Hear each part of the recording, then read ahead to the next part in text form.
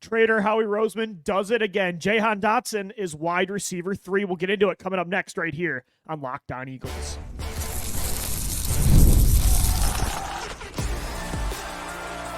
You are Locked On Eagles, your daily Philadelphia Eagles podcast. Part of the Locked On Podcast Network, your team every day. We thank you so much for making Locked On Eagles your first listen each and every day. Louis DiBiase joined as always by Gino Camilleri. Today's episode is brought to you by Game Time. Download the Game Time app, create an account, and use our code LOCKEDONNFL for $20 off your first purchase. Terms do apply. Don't even need to lay out what we're talking about on the show today. I think we all know Howie Roseman did it again. They finally got their wide receiver 3 for 2024 in the form of former first-round pick, 16th overall in 2022. Jahan Dotson of the Washington Commanders is now an Eagle. The Eagles send a 2025 third-round selection as well as 2 seventh-round picks. Howie Roseman also gets a 5th in return for Dotson. Like, Gino, we had so many good ideas, I thought. Like, I was excited about the idea of Robert Woods or Noah Brown. Heck, Alec Pierce. Like, what could Sky Moore be in this offense? And there's a lot of receivers that could be available. And I never really brought up Dotson because I did not think Washington would ever trade him inside the division, even for all his ups and downs of this past 2-year run in Washington. To trade a 16th overall pick just 2 years later to your rival is kind of crazy. And I think Dotson is perfect for the role that he's going to be in for the Eagles. Once again, the NFC reality television just continues to write itself. It doesn't make much sense at all that all of a sudden you're looking at a former first-round pick. Shout out Penn State. Everybody's got to be pumped in Philadelphia right now. And Lou, we have been talking about this ad nauseum because it was the biggest glaring weakness for the Philadelphia Eagles. Who is going to be that next guy up in the rotation if one of the big two is out on the outside, like you saw down the stretch last year? Can this individual step up in spots for you? Let's say 3 to 4 games. Jahan Dotson, he was drafted in the first round for a reason. The Philadelphia Eagles did a whole bunch of homework on him prior to the draft. They honestly loved him. And once those guys started to come off the board, the Eagles pivoted to the A.J. Brown move, where Jahan Dotson was the 16th pick and the 18th selection, which was traded for A.J. Brown. They now have both of them all for the cost, Lou. And I really, this is the one that on the internet, people are kind of just like throwing this, the Eagles gave away a 3+, like 3 and then some to go get Jahan Dotson. I did the math, Lou. In a vacuum, sure, but yeah. In a vacuum. On the Jimmy Johnson trade chart, the Eagles, this is projected in 2025. You just go and Google Jimmy Johnson trade chart projections. It's all there. The Eagles gave up the projected 86th pick, 216th, and 222nd for a total of 167.3 points. They received back the projected 143rd pick for a total of 34.5 points and Jahan Dotson. That surplus, the 167.3 minus that 34.5, that comes out to a total of 132.8 points, which is equal to, Lou, no other than the projected pick that the Eagles got from the Miami Dolphins. So you're talking about having to recoup a pick? No. You already have that pick that you, in essence, have traded away. You had of third-round picks. Yeah. This is a beautiful trade for Howie Roseman. In a vacuum, maybe 3 picks is a lot to give up for a 5th passing target in offense. But yeah, like you said, Gino, you have to add context. The Eagles already had 2 thirds, so you still have a 3. They had 4 7th-round picks, so they still have 2. No, they traded the other 2 in the Kenny Pickett trade as well. Oh, Jimmy they did. Penske, My bad. Yes. Cleared that up. But they're going to recoup picks. That's the other thing why I'm not too worried is Howie Roseman's always moving. Come on. Like, he got a 3rd this year just by moving down in the 4th round. So with how much Howie moves up and down, trades players away, he could recoup one of those 6th or 7th round picks by trading Eli Ricks next week or Josh Jobe. And the other good part about this trade, I wouldn't be happy with it if it was like a 1-year rental. Like, I wouldn't want to give up a 3 for, like a Robert Woods. I would not be happy about that. But Dotson still has 2 years of cost-effective rookie contract still that the Eagles control, plus the 5th-year option they could use if they want to, since he was a day 1 pick. And like, yeah, does Dotson have some issues? Sure. Like his play strength has always been a problem. He had over a 7% drop rate last year, which was top 10 in the NFL. But the Eagles aren't trading for Dotson to be the wide receiver 1 or the wide receiver 2. Like his role will not be what it was going to be if they drafted him in the first round of 2022. He's going to be the complement to Smith, Brown, Dallas Goedert, Saquon Barkley, and he's played so much on the outside and in the slot that in a Kellen Moore offense where he likes to use all of his receivers across the formation as opposed to Cliff Kingsbury's offense with the Commanders, I think it's a perfect role. And if one of those guys gets hurt, he's not slot dependent. That's the thing. And I saw your brother there of Locked On Sabres got into a little argument. Loves Jahan Dotson. He even put out the splits that Jahan Dotson on the outside, it was nearly 2-1 his splits on the outside compared he played to more in on the the slot. outside, I believe. So he can do both things for you. He doesn't limit you like going in that committee approach, which they almost like Hunter went Renfrow would have if you signed him. Yeah, if he's there, he's not just solely an X receiver. You're going to have to put him in line. You're going to have to use those two-way goes. Not the worst thing in the world, but Jahan Dotson, Lou, what this feels like to me almost feels like 2017 Nelson Aguilar, Yes. where Nelson was maybe overdrafted, probably looking back on it, he was. Jahan Dotson probably was overdrafted, looking back on it. Was he going to be a true number one? The projections don't look like it when you look at the size of the player, when you look at what they do on the field. But coming in spots as a number 2 and a true number 3, that's what Nelson Aguilar did best. That you should be, if you're Jahan Dotson, man, you just hit the lottery playing behind A.J. Brown and DeVonta Smith. And, again, even if Dotson is not the first-round player that Washington thought he was going to be, and we thought he was a my guy for me. Like Dotson was one of my favorite receivers in that class. By the way, 2024 Eagles just continue to bring in Lou and Gino my guys. It's if you think Lou's blowing smoke, go listen to those episodes. This is my back favorite in that roster class. on paper. This might be my favorite Eagles roster on paper of all time. Like they better be good. And Dotson, I thought, could be that guy, and he still has that upside. It's why the Eagles gave up a 3rd round pick. Like this isn't just some random 5th passing target. But even if he is just that, even if he's only the guy that last year had 48 catches for a little over 500 yards and averages 11 yards a catch, that's still a massive upgrade over what you've had the last 2 years. And Quez Watkins, Julio Jones, Olamide Zaccheaus, who, by the way, is in Washington, might be the replacement for Dotson if it's not Luke McCaffrey. Even if he's that's still an upgrade over what you've had. And the bar is low, but I think Dotson's going to exceed it and much more. Like he's such a smooth route runner, and he has that downfield speed. Like they're going to use him vertically, I think, in the slot like they used Aguilar, Gino. I think Kellen Moore is going to get the most out of this player for sure. Like this is, to me, the ideal outcome that I didn't even really predict for wide receiver 3.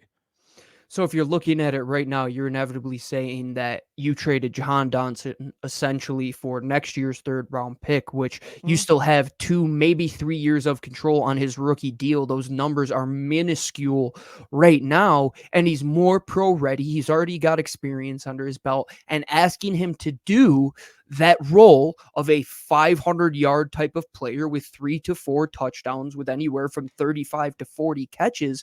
That's what you've been trying to get Quez Watkins to develop into over the last couple years. He just never became that player. Jahan Dotson, for the investment the Eagles made in him, for what he brings to this role, knowing that AJ and DeVonta are the clear 1A, 1B, and he is going to fill in the gaps where the Eagles were weak, that's exactly what you needed to do if you were Howie Roseman. You didn't overspend. You didn't go for another crazy big name that's going to bring contract concerns down the road when you potentially have to pay 3 guys. Jahan Dotson is a cost-controlled, downfield threat who is a very good route runner that, yes, does he have drop concerns? Is there a concern as to why Washington gave up on a 24-year-old? I think it's Ron Rivera's no longer there. They're getting rid of essentially everybody that they drafted in that era. But to come into Philadelphia and be that 3rd wide receiver in the Kellen Moore offense, Lou, where you're not just going to have to run clear out routes on daggers, you're going to get the ball in space. You're going to have to understand some of these situational routes against zone. And that's where Jahan Dotson excels. I think that's where he's the best. Like, I think he's going to eat over the middle of the field this year. Like, yeah, they're going to use him vertically. And I think it's ideal to have him around those numbers he had in 2022, where he only had 35 catches, Gino, but he averaged 14.9 yards a reception, 523 yards. That's kind of what I would expect from him this year, like high efficiency, lower volume, but he's also like a really good possession receiver that I think is super reliable if there are injuries, like that you can bank on him. He had drop issues last year, but coming out of Penn State and his first year in Washington, I thought his hands were one of his biggest strong suits. And he absolutely destroyed the Philadelphia Eagles last year. If you watch this team at all against the Washington Commanders, he decimated us, man. I mean, what was it? 12 catches for 135 yards in 2 touchdowns in 2 games. It almost feels like that Deshaun Jackson, how he would perform against the Philadelphia Eagles each and every time. And I think he's going to be a fan favorite right away, Lou. Like, they're bringing in more and more Penn State players, I think, just to appease Eagles fans at this point. Like, you got to do the little appeasement, but a little bit of pandering.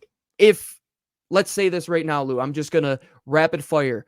Is Jahan Dotson better than X player that we mentioned over the last couple days? All right, you ready? Yeah.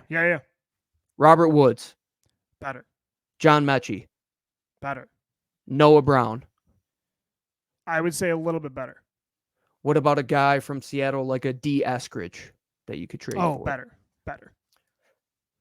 Yeah, I don't even think we need to finish out this list. No, I think he's the, unless they would have traded for like available option. Unless they traded for like Tyler Lockett or some really good player that I'm not thinking of, there really wasn't a better outcome for me personally, because anyone they were going to acquire, Gino, was going to be a young, former early pick that fell out of favor. Like, that's the Howie Roseman special. Jay Ajayi, Timmy Jernigan back in the day. Like, you look at, like, that's what he does. So we knew someone coming in wasn't going to be like a certified star. Dotson, to me, has the most upside of all these guys we've mentioned. Yeah, and Sky there Moore, is better than him. Sky like Moore, 100%. I mean, Jonathan Mingo, Terrace Marshall Jr., like whoever you want to say, any of the Chiefs receivers that weren't Sky Moore. Yeah, I think I'm over the moon. I did not expect Washington to make this trade. And they've done it twice because they allowed the Eagles to trade up for Cooper DeJean this year in the draft. Howie Roseman, he's not one of those guys that he looks across the aisle and he sees his arch nemesis and he lets his ego get in the way. He's now done this multiple times. Right. Over like, I'm not trading with the division rival. Yeah, you got DeVonta. They'd be like, I'm never trading. Yeah, exactly. Like DeVonta Smith acquired because you made a trade with the Cowboys to leap the New York Giants. You now acquire Jahan Dotson after making a trade earlier in the offseason at the draft with Washington. Howie Roseman, if he finds talent that he likes, and go back to those pre-draft meetings, Lou, who they brought in, who they liked. If Howie Roseman can get a player that at one point he valued at a discount rate, come on down, Jahan Dotson. You're the next contestant on Trader Howie Roseman. And for a 3rd round pick, I'll take this over the trade we were covering 6 years ago when they got Golden Tate at the trade deadline because they didn't have that next best option at wide receiver. This is the best time to do it. You were proactive. And hey, I even said, Lou, they might do this before that last preseason game so they weren't competing with everybody else. And look what happens. You get this on the Thursday. You compete on a Saturday. We'll see if they use him at all. I would suspect they just let him rest and get the playbook ready to go for week 1. But another round of applause for Howie Roseman, man. This guy just continues to write our scripts for us. If we don't know what we're going to talk about on LOE, he's going to give us something to talk about. I was going to say, I'm so glad 7-year-old me picked the Eagles as his favorite. 5-year-old me picked the Eagles as his favorite team. It's the most entertaining, for better or worse, the most entertaining reality show in all of sports, being an Eagles fan and now being an Eagles podcaster. Jahan Dotson, the latest move from Howie Roseman, a 3rd and 2 7ths to Washington for Dotson and a 5th. We'll continue to get into this trade coming up next right here on the Locked On Eagles podcast.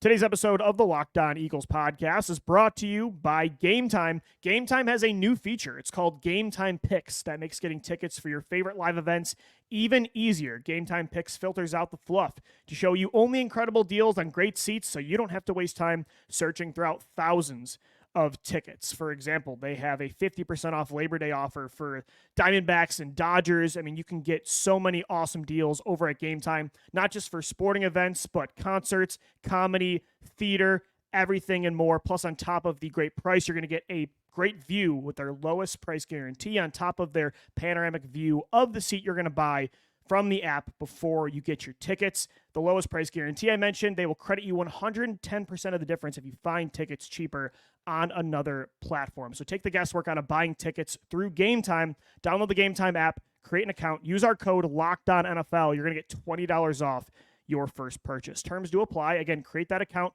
redeem the code LOCKEDONNFL for $20 off. Download Game Time today. Last minute tickets, lowest price guaranteed.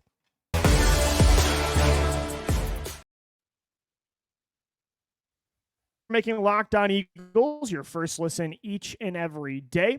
Guys, want to let you know the Locked On Fantasy Football Podcast, it's got to be your second listen, especially during fantasy draft season. Get all the best strategies so you can win your league this year with Locked On Fantasy Football, part of the Locked On Podcast Network, your team every day. The big news of the day, the Philadelphia Eagles have traded for former 16th overall pick in the 2022 NFL Draft, Jahan Dotson out of Penn State.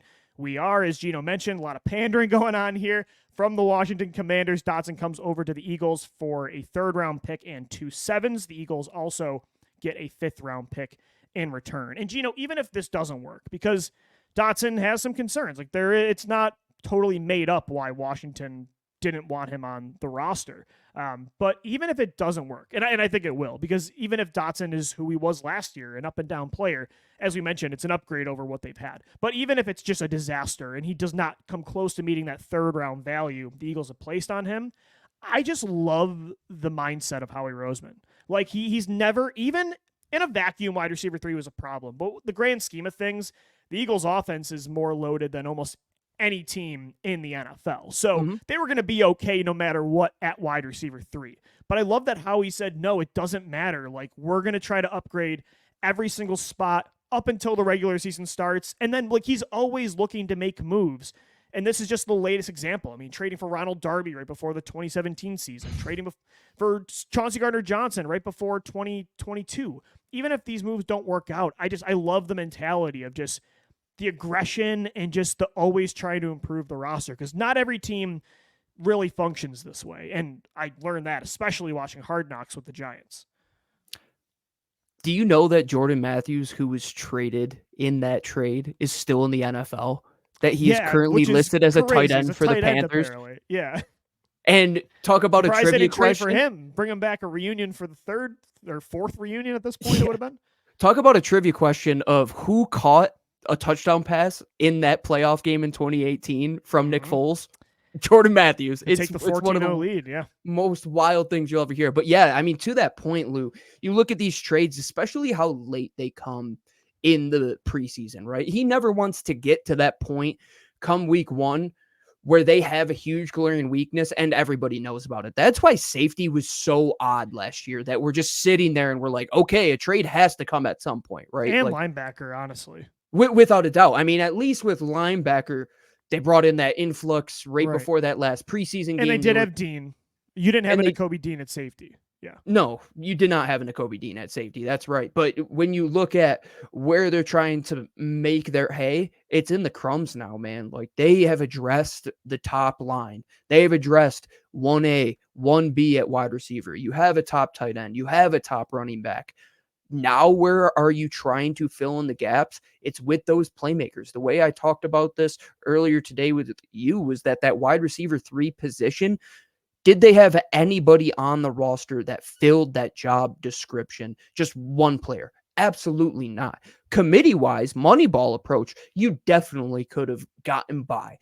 But would it have been as easy as it is now to have Jahan Dotson in there, which makes you versatile in terms of what Kellen Moore can do by not just throwing Britton Covey out there? And now you know that when Britton Covey is out there, a defensive coordinator can say, okay, they're obviously going to line up AJ and DeVonta on the outside. So now it kind of shows your hand a little bit from a poker perspective.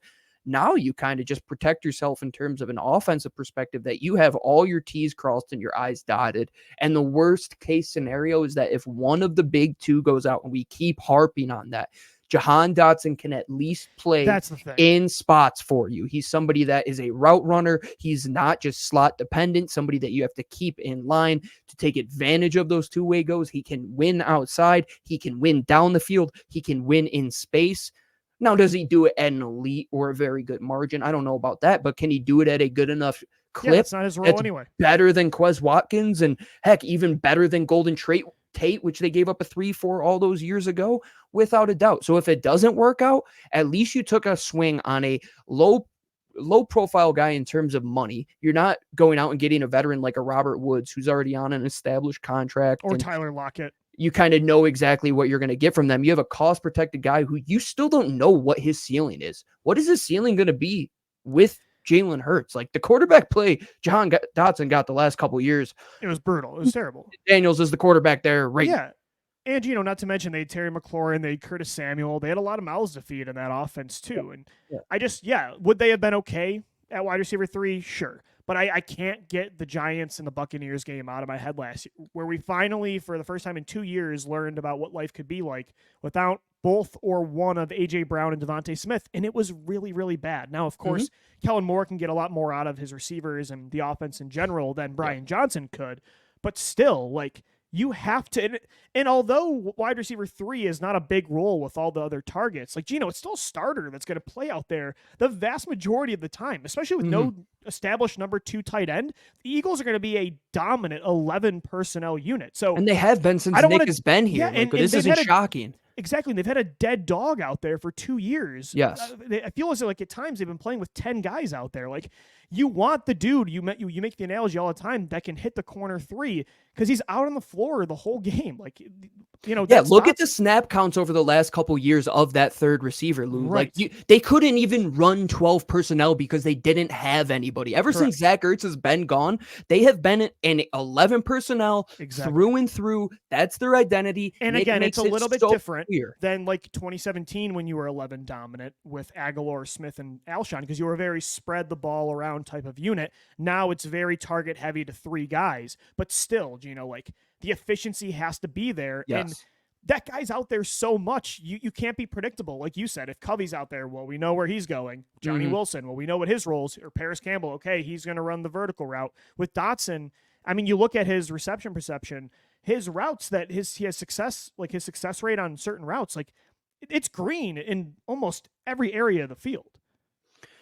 And the thing about pull that up, Jahan Dotson being there is, another analogy I use is everybody else kind of falling into place on the depth chart. Like, is Britton Covey now a very good 4th option for you? Is Johnny Wilson a potential 4th option for you if you want to just go empty? There's so many scenarios that you can do now, Lou. I'm going to be intrigued when they line up in 11 personnel and they throw a stack of DeVonta Smith and Dallas Goedert on one side, and then your other side is Jahan Dotson and A.J. Brown, and then all the different formations you can kind of run out of that, and the motions. And just, if you're looking at the screen here on YouTube and those listening along, his success rate on post routes, 74.3%, corner routes, 62%, out routes, 70%.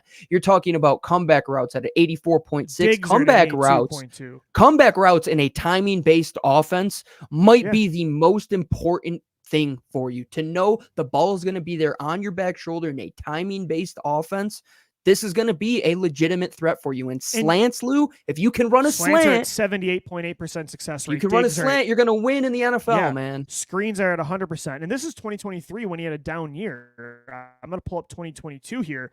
Look at all the green. I mean, that's the thing, is he had a bad year in 2023, but he was really efficient as a rookie. Yeah, you're talking about a 100% on screens. That's an area where they can utilize him that they have not had success. 2022, 94% success rate on comebacks, 80% on post, 83.3% on corners, 82.6% on digs. You're talking about a guy who is not just a Quez Watkins. He's going to run a 9 route down the field to clear things out for A.J. Brown and DeVonta Smith underneath.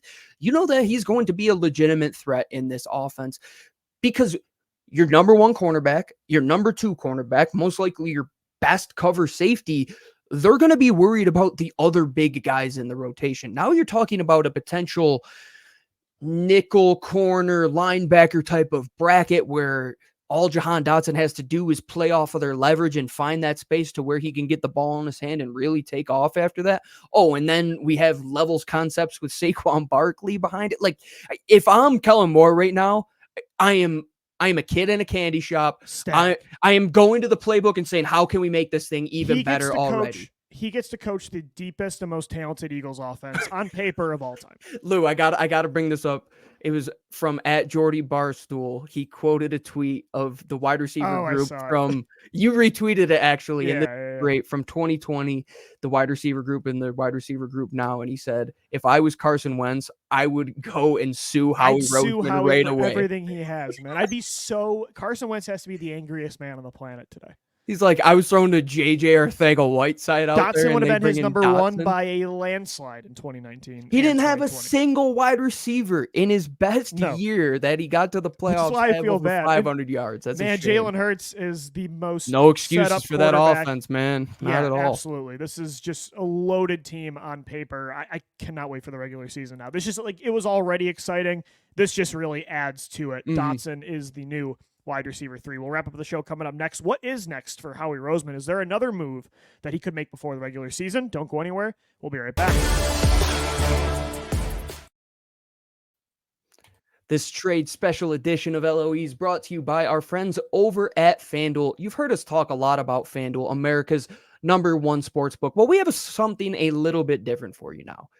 Now through September 22nd, so exactly a month from today, all FanDuel customers can bet $5 and you get a 3-week free trial of NFL Sunday Ticket from YouTube and YouTube TV. If you were somebody like me who never lived in the Philadelphia market and always had to get Sunday Ticket, I suggest you go for $5, a single Abraham Lincoln, and bet on FanDuel to get a free 3-week trial of NFL Sunday Ticket from YouTube and YouTube TV. Then with the YouTube TV base plan, you'll be able to watch every regular season Sunday afternoon out of market game. All you need is a Google account and a current form of payment, and you can cancel at any time. Visit FanDuel.com/lockedon today to download America's #1 sportsbook.